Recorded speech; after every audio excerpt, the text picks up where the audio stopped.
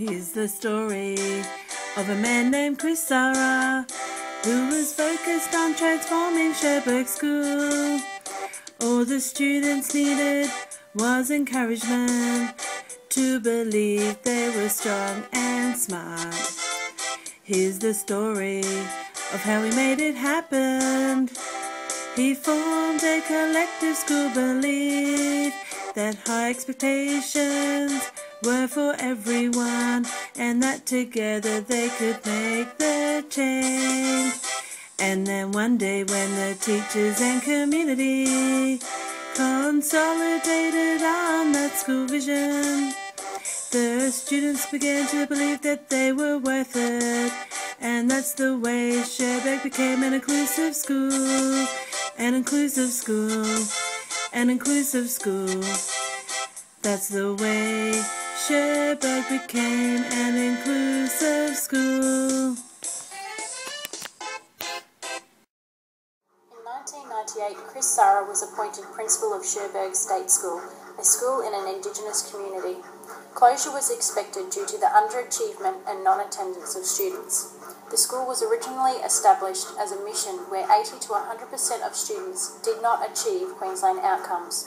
Chris came with the view that students can be Aboriginal and successful. To become an inclusive school, he implemented a plan to change how the community felt about school, which involved collaborating with community elders and staff, developing an inclusive school vision, embedding students' cultural context, and maintaining high expectations. Chris collaborated with the staff and the community to discover their thoughts of the school.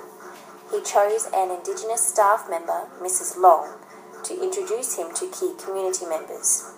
Sourcing the Indigenous community's perspectives is strongly recommended due to their existing knowledge of local issues. Chris engaged with the community leaders through meaningful and respectful conversations and ensured they saw him as an equal.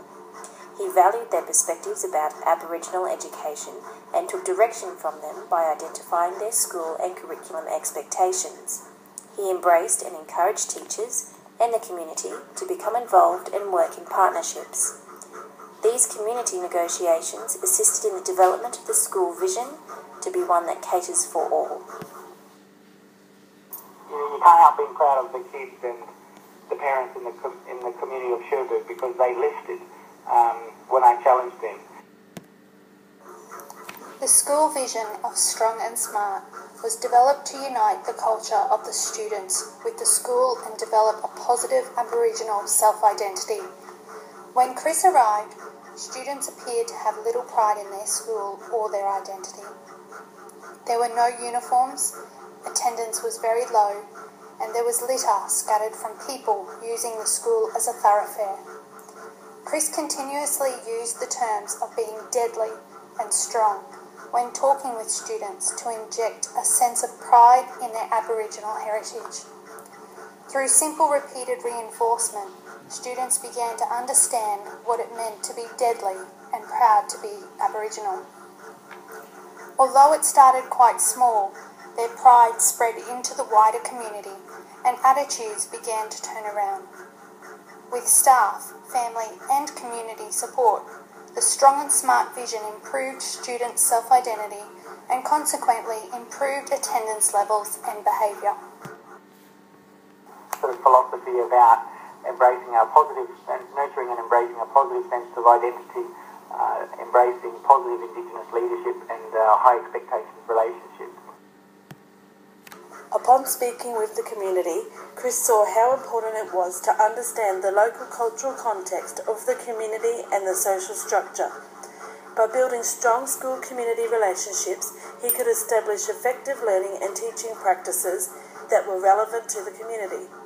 Aboriginal perspectives were embedded as a mandatory part of the curriculum. Those teachers who were not comfortable were invited to leave. Quality teachers are those who understand Aboriginal cultures and histories, understand students' home and family backgrounds, treat students consistently and fairly, and understand student differences and needs. Many of the students had seen things a child should never have to. Chris appointed teachers who embraced and developed an understanding of students' social and cultural context. Teachers were required to initiate positive student-teacher relationships in order to draw out individual strengths and allow students to see how they hold a power within them. Whilst those messages might have been sent out to us from all sorts of angles, including from our own Aboriginal communities, we didn't have to collude with those low expectations, or we didn't have to collude with that negative stereotype. For those of you who have met Chris or heard his lectures, you get a clear sense that he means business. He sets high expectations for himself and others. When he first arrived in Cherbourg, the perception was that underachievement and poor behaviour in Indigenous communities was normal. He wasn't going to accept this bad behaviour, and students soon realised there were consequences for their actions. He believed his students could achieve the same results as those in any Queensland school. While initial school-wide academic outcomes were unacceptably low, they improved by over 40% between 1999 and 2001.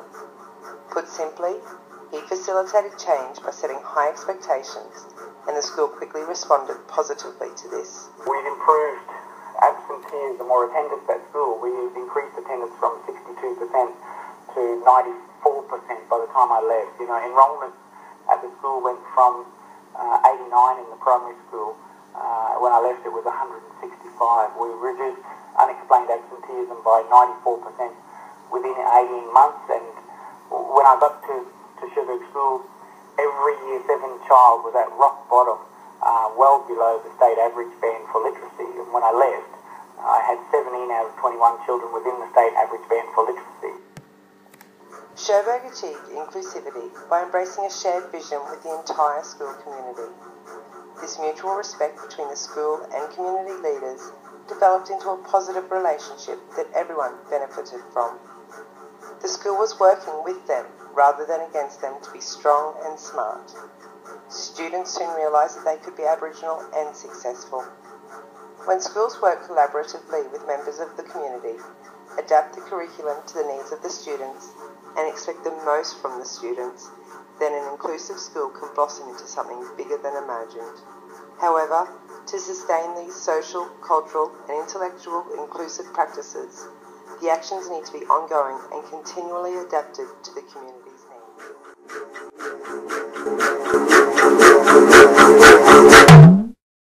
Young and black and deadly!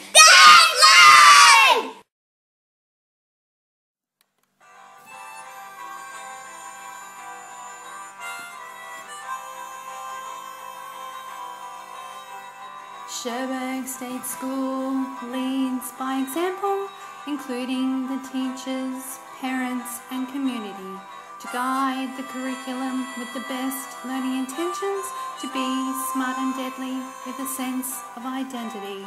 From little things, big things grow. From little things, big things grow. As beginning teachers, we can start small. Include cultural values as if it's the norm. Build relationships with families and all. Students work together and strive to perform. From little things, big things grow. From little things, big things grow. It won't be easy to stay away from the trap, following the ways the dominant decide. We can start little to include every person and grow to make the school one full of pride. From little things, big things grow. From little things, big things grow. From little things, big things grow. From little things, big things grow.